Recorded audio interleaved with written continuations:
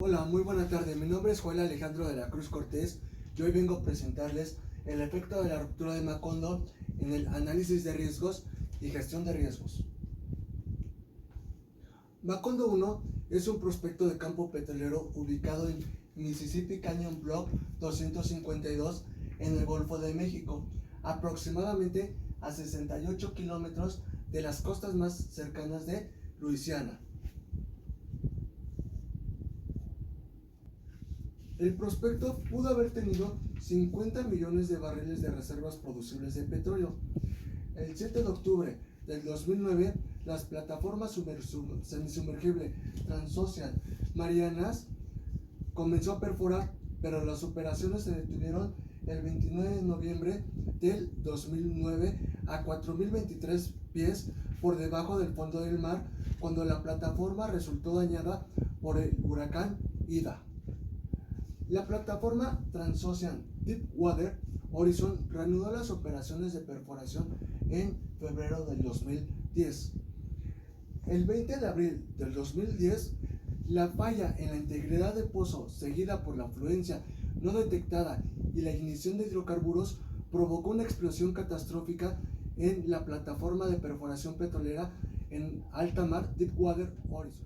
Para comprender el accidente de Macondo, los factores contribuyentes y los riesgos asociados con la explosión, el informe del estudio actual ha considerado necesario revisar las caracterizaciones del subsuelo y en el análisis peligroso geográfico, además de otras relaciones complejas como el diseño de los pozos, los factores humanos y organizativos que hizo que sucediera el desastre de Macondo.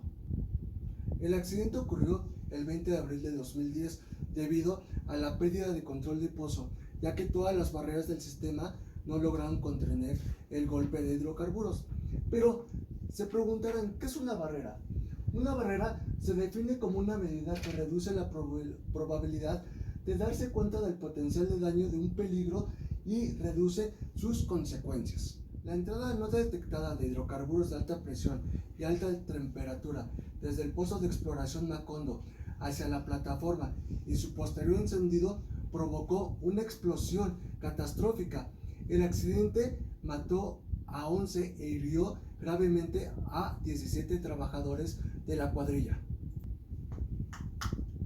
Para continuar, les voy a explicar qué es un influjo y qué son los reventones. Un reventón es un flujo incontrolado de fluidos de formación en la superficie. Un reventón generalmente comienza con un influjo, que es una intrusión de fluidos de formación al pozo. Esto quiere decir que los fluidos van a viajar por toda nuestra tubería de perforación hasta llegar a nuestra mesa rotaria, el cual las sobrepresiones y altas temperaturas van a provocar que nuestro fluido de perforación empiece a salir por nuestra mesa de perforación. Para evitar que un influjo se convierta en un reventón, se utiliza un sistema de válvulas preventoras o conocidas POPs.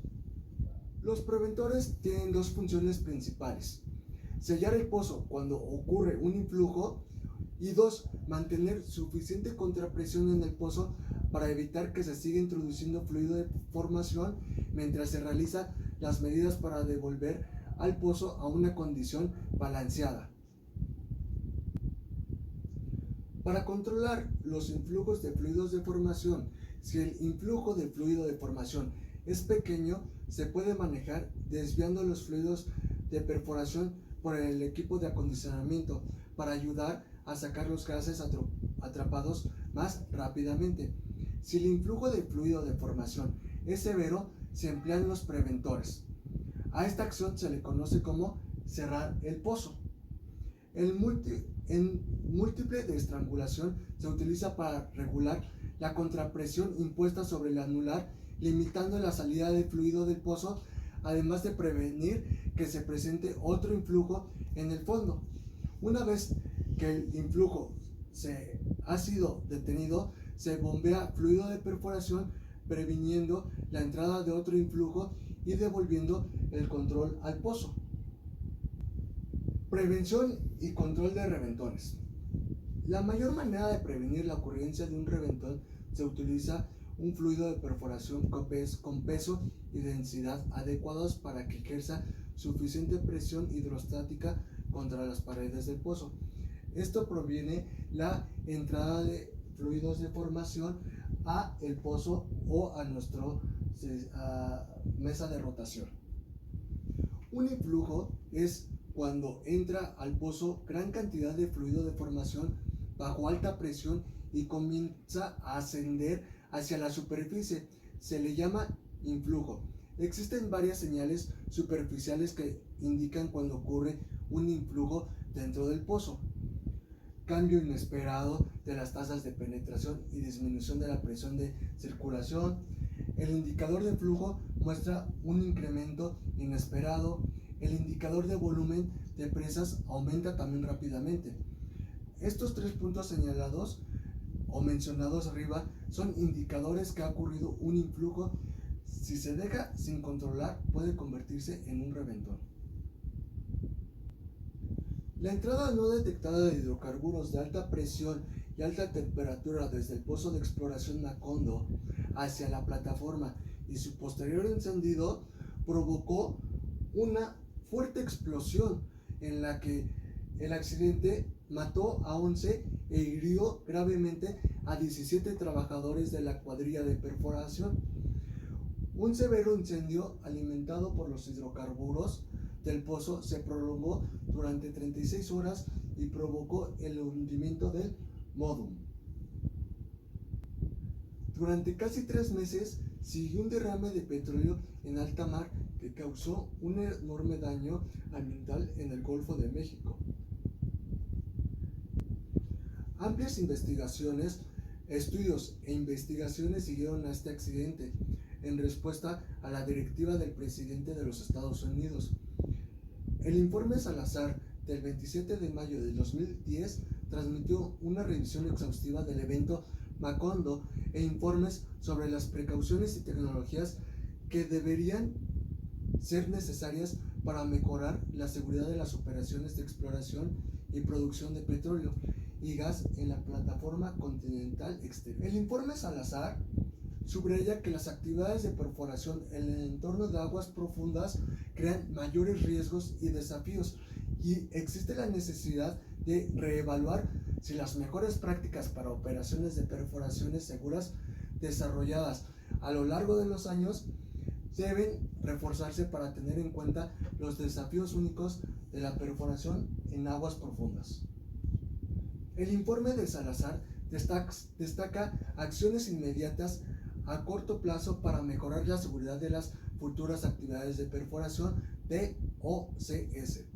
Esas recomendaciones cubren específicamente las siguientes categorías, como equipos de prevención de reventores y sistemas de emergencia. Otro punto también sería procedimientos para garantizar que existan barreras físicas adecuadas y sistemas de control de pozo para evitar que el petróleo y el gas escapen al medio ambiente. Otro punto también es gestionar la organización y la seguridad. El equipo de investigaciones de accidentes de British Petroleum utilizó el análisis de árbol de fallas para definir y considerar varios escenarios, modos de fallas y posibles resultados. Con base en la información analizada, el equipo encontró que el accidente se debió a una serie compleja e interrelacionada de fallas mecánicas, juicios humanos, diseños de ingeniería, implementación operativa e interfaces de equipo en una circunstancia de múltiples empresas y equipos de trabajo involucrados a lo largo del tiempo. En Macondo, la ventana para una perforación segura entre el gradiente de fractura y el gradiente de presión intersticial se hizo cada vez más estrecha y se hizo difícil mantener la densidad circulante equivalente adecuada, y esto se experimentó a través de varias patadas y pérdidas de fluidos en la formación durante la operación de perforación. Se realizaron varios artículos científicos, estudios de literatura a través de libros de textos y publicaciones con la expectativa de que las lecciones aprendidas del estallido de Macondo traigan un nuevo énfasis en el análisis práctico de riesgos y la gestión de riesgos en la industria.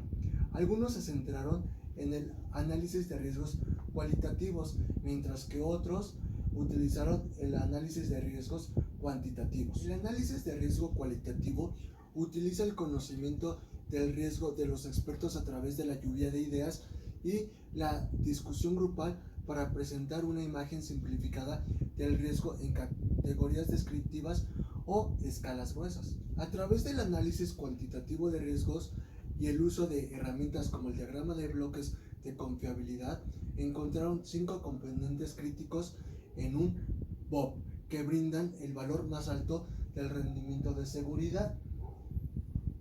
A partir de el número 1 es la válvula lanzadera, que tiene el función de ariete de corte ciego.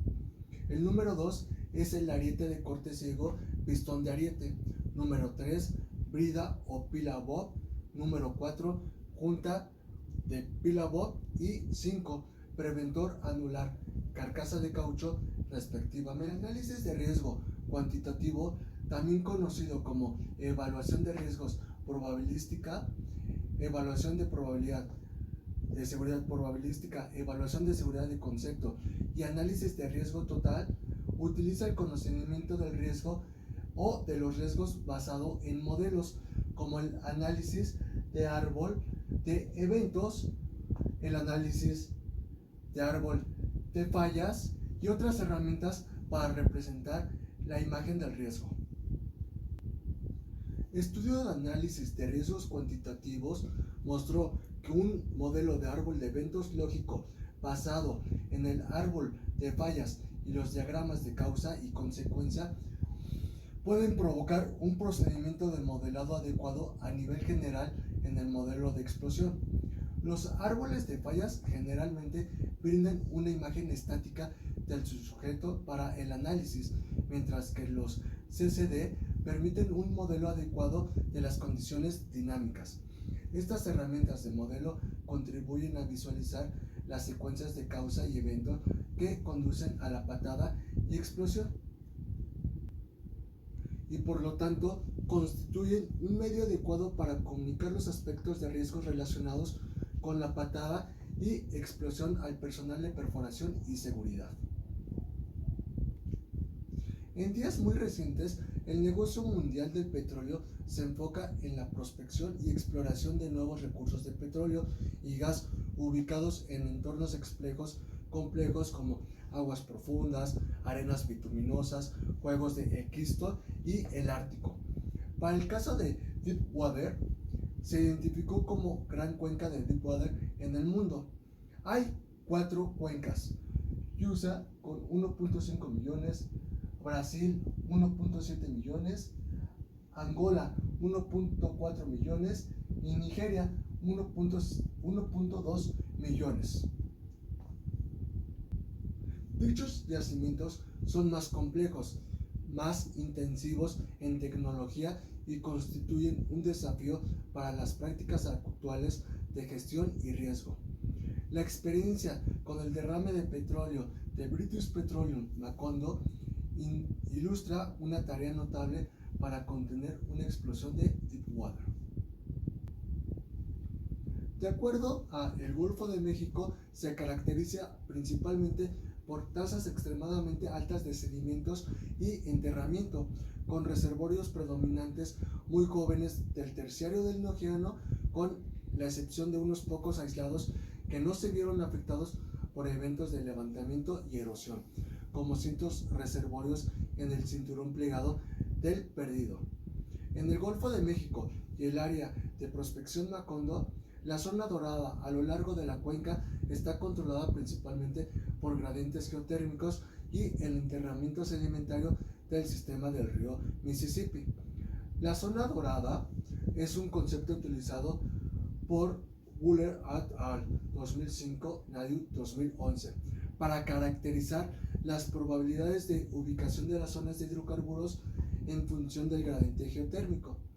La zona basal, que está limitada por los isotermas de 200 grados Celsius y 120 grados Celsius es donde se genera la mayoría de los hidrocarburos, como podemos observar en esta imagen, cómo se forma el petróleo. Por lo tanto, la zona se denomina zona de expulsión y se caracteriza por una baja permeabilidad y, por lo tanto, una alta presión intersticial capaz de fracturar hidráulicamente la roca. Aquí solo queda atrapado un porcentaje menor del petróleo y del gas, mientras que un gran promedio estadístico muestra que las concentraciones de volúmenes más altas de hidrocarburos corresponden a la isotermia de 90 grados Celsius. Datos del Golfo de México analizados muestran que, a pesar de las tasas extremas de pérdida de porosidad en la zona de compactación, la mediana probabilidad de presión del yacimiento es que a presiones normales o a casi hidrostáticas ocurran a temperaturas menores a 60 grados Celsius. A temperaturas mayores de 60 grados Celsius, la probabilidad de sobrepresiones comienza primero a aumentar gradualmente, posteriormente a temperaturas mayores de 120 grados Celsius. La presión aumenta exponencialmente. Aquí, las condiciones aumentales submarinas reflejan reservorios de alta presión y alta temperatura, por sus siglas en inglés HPHT, High Pressure y High Temperature. Se define a ellos con temperaturas mayores a 120 grados Celsius y mayores a 1.4 veces los gradientes de presión hidrostática, es decir, mayores a 1.4 gramos sobre centímetro cúbico del gradiente de gravedad específica o alrededor de mayor que 12 libras por galón. El peso del lodo de perforación. Saul O.H. Nadium. Estos consideradores de perforación de High Pressure y High Temperature son indicadores más rigurosos de los riesgos de sobrepresión al lugar de los valores de 1.7 gramos sobre centímetro cúbico o igual a 15 libras por galón de peso al lodo de perforación y mayores que 149 grados Celsius o 300 grados Fahrenheit, que se utiliza actualmente en la industria del petróleo. Los hallazgos anteriores están de acuerdo con el artículo de Close et al. 2008, que indica que el área del Golfo de México tiene una combinación única de factores de influencia de riesgo en comparación con los pozos de aguas profundas en otras partes del mundo. El mismo trabajo señala que en profundidades de agua de más de 3.000 metros, las presiones de cierre superan los 690 bares. Las temperaturas de fondo del pozo son superiores a 195 grados Celsius. También se observan formaciones problemáticas con zonas de sal y zonas de alquitrán. En el prospecto Macondo, la profundidad total se alcanzó en 18.360 pies o 5.596 metros. La arena de los yacimientos contenía hidrocarburos a presiones de aproximadamente 11.850 psi. La técnica de perforación y diseño de pozos. Las investigaciones han revelado que la perforación en aguas profundas es compleja. Los yacimientos de aguas profundas generalmente tienen ventanas de perforación tan estrechas entre la presión intersticial y el gradiente de fricción. Resolver un problema a menudo crea otro problema. El control del pozo se vuelve perjudicial. La técnica de perforación y diseño de pozos. Las investigaciones han revelado que la perforación en aguas profundas es compleja. Los yacimientos de aguas profundas generalmente tienen ventanas de perforación tan estrechas entre la presión intersticial y el gradiente de fricción. Resolver un problema a menudo crea otro y el control del pozo se vuelve perjudicial. El papel demuestra que en el momento en que se perfora la zapata anterior, la FCD, densidad circulante equivalente, es demasiado alta para perforar en un solo pie. Las técnicas de perforación para ventanas estrechas. El trabajo de perforación para ventanas estrechas involucra dos factores: la densidad estática equivalente, así como la densidad circulante equivalente. El Chief Counsel Report 2011 define ESD como la presión ejercida por una columna de fluido en el pozo en condiciones estáticas, mientras que en ECD se refiere a la presión total que ejerce la misma columna de fluido cuando está circulando. Cuando circula, la densidad circulante equivalente excede a la densidad estática equivalente, porque las fuerzas requeridas para hacer circular los fluidos ejercen una presión adicional sobre el pozo. Esto implica pérdidas, y estáticamente la sobrepresión ejercida por un lodo es demasiado pequeña para retener el contenido de la formación, y el resultado es una patada. ¿Qué quiere decir esto? Que, por ejemplo, si yo tengo mi densidad estática y la pongo a circular, mi fluido tiene que vencer todas las caídas de presión que tiene mi lodo de perforación. Dicho pozo se considera no perforable sin el uso de equipos de perforación a presiones administradas, por sus siglas en inglés MPD, para eliminar el efecto de la densidad circulante equivalente. Una técnica de perforación a presiones administradas simplifica el diseño de un pozo de aguas profundas. El sistema de perforación retrofit dual gradient es una de las tecnologías introducidas simples y de baja complejidad. La técnica utilizaba dos o más gradientes de presión dentro de una sección seleccionada para administrar el perfil de presión del pozo y elimina las restricciones de la ventana de perforación debido a un aumento de presión muy pequeño por pie perforado. Una de las mayores ventajas del sistema de doble gradiente del tubo ascendente bombeado es que la parte vacía del tubo ascendente se convierte en una cámara de expansión gigante y por lo tanto en un separador de lodo y gas perfecto. El buen diseño. Según los autores Birchard y Lacey, la industria de la perforación necesita reconocer dónde existen riesgos graves en el desarrollo del pozo complejos y diseñar pozos que aborden las incertidumbres del riesgo geológico. Afirman que en algunas categorías de pozos complejos los eventos de estabilidad del pozo alcanzan hasta el 10% del tiempo total del pozo en aguas profundas, y los incidentes del control de pozo son 4 veces mayores que los de los pozos normales. Básicamente, el diseño del pozo debe garantizar que los fluidos de perforación y las sartas de revestimiento trabajen juntos para equilibrar y contener las presiones intersticiales en la formación rocosa sin fracturarla. Dependiendo de la producción futura del plan del petróleo o gas, además del aprendizaje de la geología del subsuelo, el proceso de diseño implica además el estudio de las tensiones ambientales y mecánicas durante la vida útil del diseño. Para clasificar la complejidad de la perforación, la industria se ha desarrollado en índices de riesgo, punto de referencia estándar llamado índices de riesgo mecánico, por sus siglas en inglés MRI.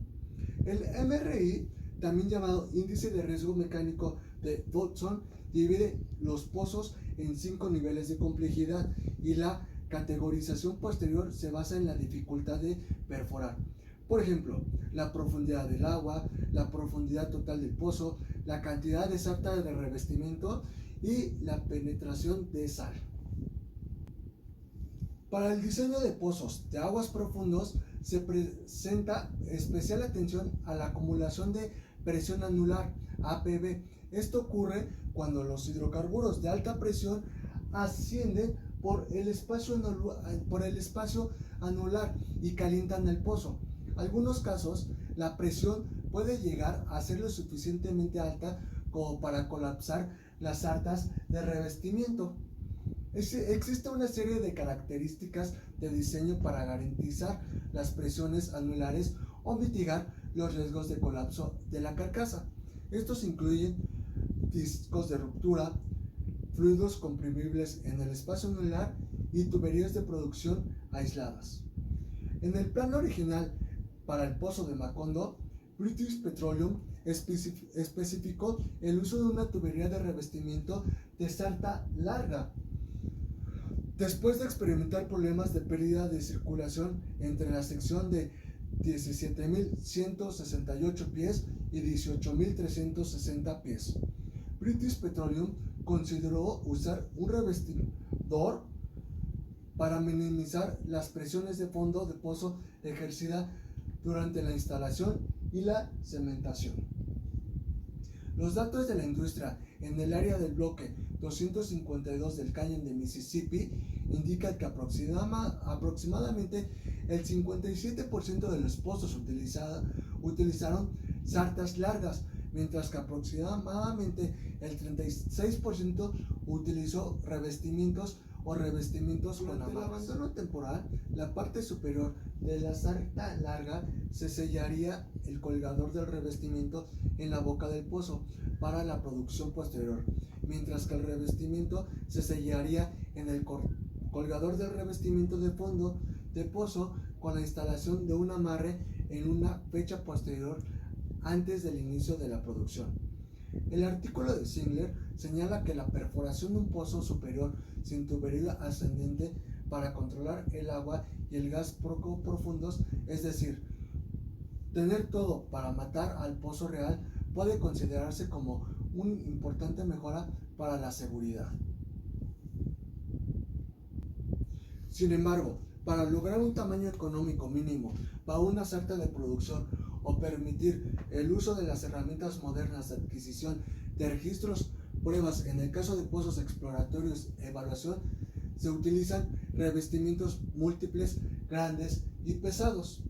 En el fondo del mar, debajo, se utiliza un dispositivo de prevención de reventores llamado BOP, el cual ya se los expliqué, capaz de sellar el pozo con una serie de sistemas hidráulicos, incluido un diseño para atravesar toda la piedra.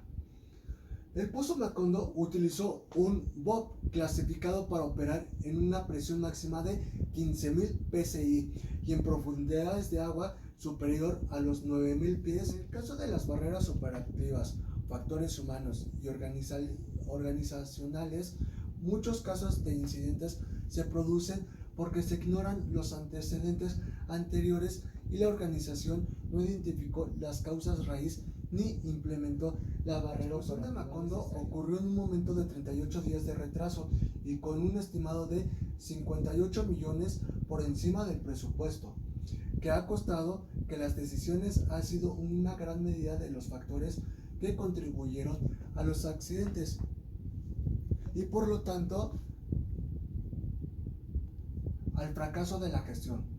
Entre los factores organizacionales comunes para la industria y los sistemas de ingeniería son estos: fallas en las pautas de diseño y prácticas de diseño, por ejemplo, acoplamientos físicos estrechos o redundancias insuficientes. Otro punto es prioridades equivocadas en la gestión del compromiso entre la productividad y seguridad, así como errores en la gestión del personal a bordo y errores de juicio en el proceso mediante el cual se aplican presiones financieras sobre el sector productivo, es decir, la definición de centros de beneficio de las compañías petroleras que resultan en definición en las operaciones de inspección y mantenimiento.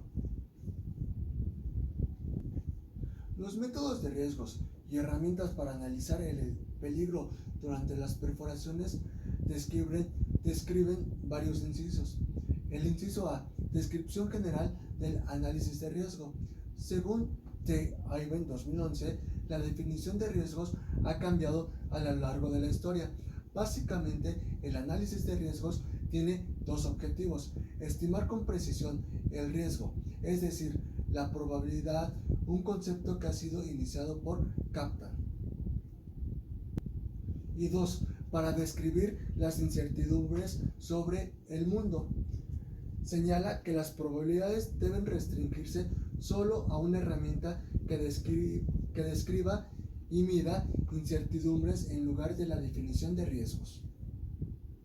Con respecto al accidente de Macondo, el análisis de riesgos se utiliza como una herramienta analítica básica para identificar la ruta de falla a secuencia del accidente, tales como eventos iniciadores, desarrollos intermedios, consecuencias directas de estos eventos iniciadores, estados finales del sistema y consecuencias, es decir, las pérdidas. Por lo general, existen dos enfoques para el análisis de riesgos: análisis de riesgos cualitativos y cuantitativos.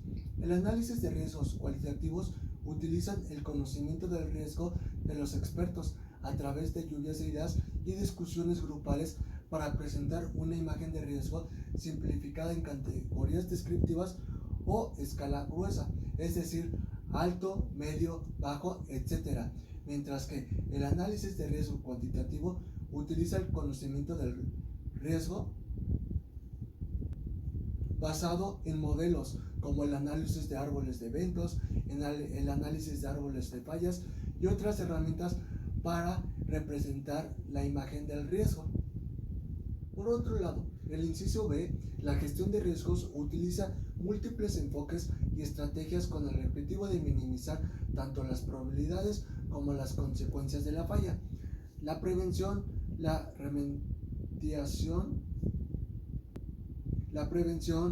remediación y el control se emplean en procesos interactivos coordinados, continuados, destinados a lograr riesgos aceptables a lo largo del ciclo de vida de un sistema. Se emplean tres categorías generales de enfoque de gestión de riesgos. El número 1 es proactivo, antes de que se lleve a cabo las actividades. El número 2, reactivo, después de que se lleve a cabo las actividades. Y número 3, interactivo, durante la ejecución de las actividades. Un régimen de seguridad en alta mar basado en una regulación prescriptiva proactiva tiene la ventaja de ser relevantemente fácil y simplemente de implementar y seguir. Sin embargo, su debilidad puede encontrarse en que no previene nuevos tipos de accidente que pueden presentarse en el futuro. El régimen también puede limitar la dedicación y la comprensión de la responsabilidad de los operadores, así como las iniciativas proactivas para aumentar el nivel de la seguridad más alta del cumplimiento. Por lo tanto, en el inciso C, que es la gestión de riesgos ambientales, en esta sección la discusión solo se limitará a una breve introducción a la gestión de riesgos ambientales para las operaciones de perforación en aguas profundas, en ausencia de la línea base del estudio. Sobre Macondo no ha sido posible profundizar el tema.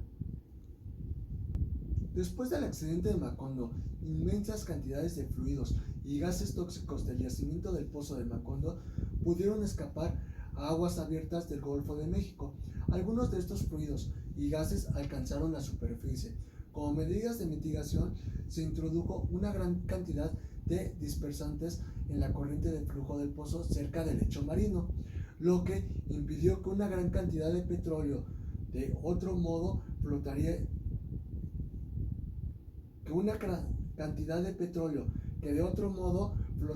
llegaría a la superficie y, por lo tanto, redujo los impactos en la superficie sobre los humedales, la vida silvestre, las playas y las comunidades.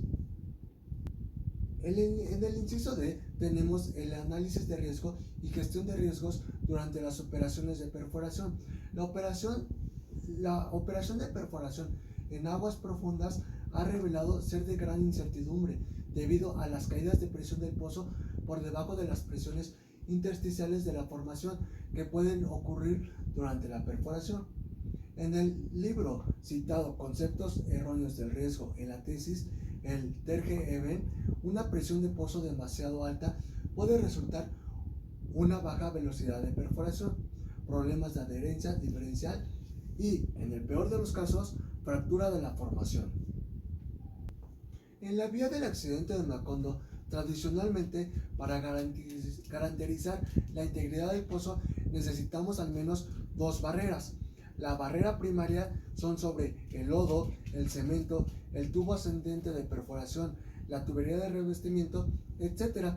Mientras que las barreras secundarias sugieren por el estándar marino DNV-OS-E-101 de octubre de 2009 comprenden el dispositivo de prevención de reventones del sistema de estrangulamiento y eliminación, el sistema de desvío, etc.